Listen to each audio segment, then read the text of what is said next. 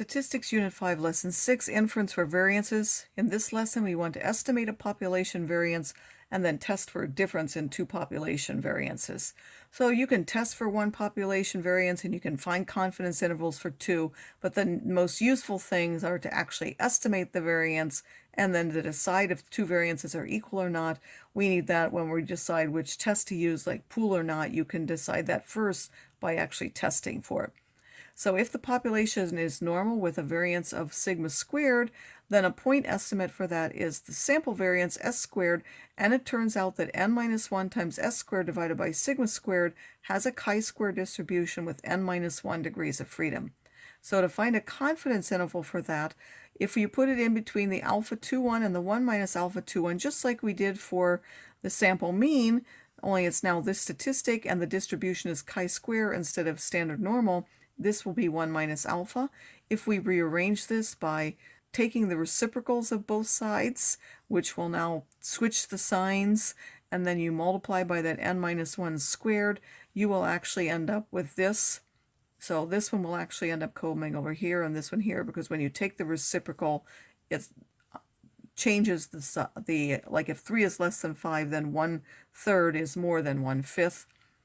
So when you take the reciprocal, you have to switch the signs, and that will make this value be on the denominator here and this value on the denominator here. These are values that you will be able to get from a table of values, and therefore a 1 minus alpha 100% confidence interval for sigma squared is this value as the lower one and this value as the upper one. If we want to test if two population variances are equal, then it turns out if we have independent samples from two normal populations, if we take s1 squared over sigma 1 squared and s2 squared over sigma 2 squared, then this has an F distribution with n1 minus 1 degrees on the top and n2 minus 1 degrees on the bottom. For an F distribution, we need to use the fact that the alpha over 2,1 is 1 over the F with 1 minus alpha 2, and then you switch the degrees of freedom. And the reason for that, most tables only give for like the 0.95 and the 0.99. They don't give for the 0.05 and the 0.1. So you have to use that fact and actually switch the degrees of freedom. And if we have the program F value, it will only give the values that are less than that for the right tail. So then you have to give the other way for the, you have to use that for the other one to get it.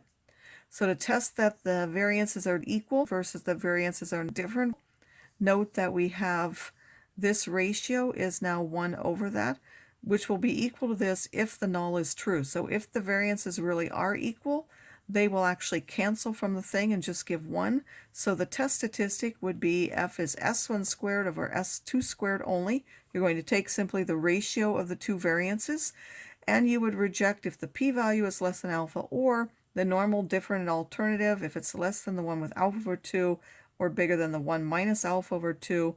This test is available. So the confidence interval for 1 sigma squared is not. You have to calculate that. But for 2, you actually will find that in your calculator. It's either option D or E, depending on the calculator you have. It's the 2-sample F test. You can put in either data or statistics. We're going to choose always the different alternative and calculate. You can, of course, test for other things, but that's the only one we're actually going to look at. So in a study on the chemical characteristics of bee honey, remember we had those pHs. So if you have the program X2val, you would say the degrees of freedom are 12. You would choose 4 for the confidence interval. You would choose the level 0.95. And then the program returns the left point for 0.025 and the right point for this for the chi-square. So you're doing a confidence interval, and then it will return these two numbers for you, and then you have to go ahead and calculate the confidence interval yourself, but it will find those. Or if I've given you a table of chi-squared values, you will be able to read those off of a chi-squared table, and then you'll be able to calculate those values.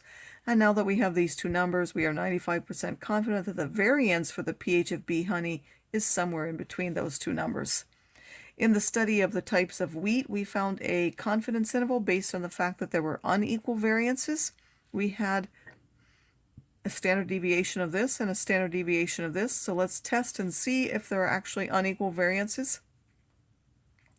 Again, we have this data. I'm not going to go through all that again. You have to choose whether you put data or statistics. We have statistics. You would enter They now say SX1 and SX2. You put in the 0.99 and the 0.51. The sample sizes were both 10. You're going to choose the different from alternative and calculate, and that will give you the value of your test statistic and this p-value. The assumptions are that it's normal for both and that we have independent samples.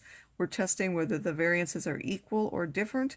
The test statistic is f equals s1 squared over s2 squared, and that will have this f value, which we could have found ourselves, but this is easier if you have the program, and then it will also give you the p-value. We would reject if f is less than this one or bigger than this one, or reject if the p-value is less than alpha. For the program of f value, it gives the right area tail of 0.025. That will actually give us this one because we want the left tail value. And the numerator degrees of freedom is 9, and the denominator degrees of freedom is 9. You have to put in those values. We would actually fail to reject here, so we cannot conclude that there is a difference in the variances of the 1,000 kernel weight for hard red spring and hard red wheat, so we probably could have used the pool variance test statistic even though we assumed that they were different when we looked at them.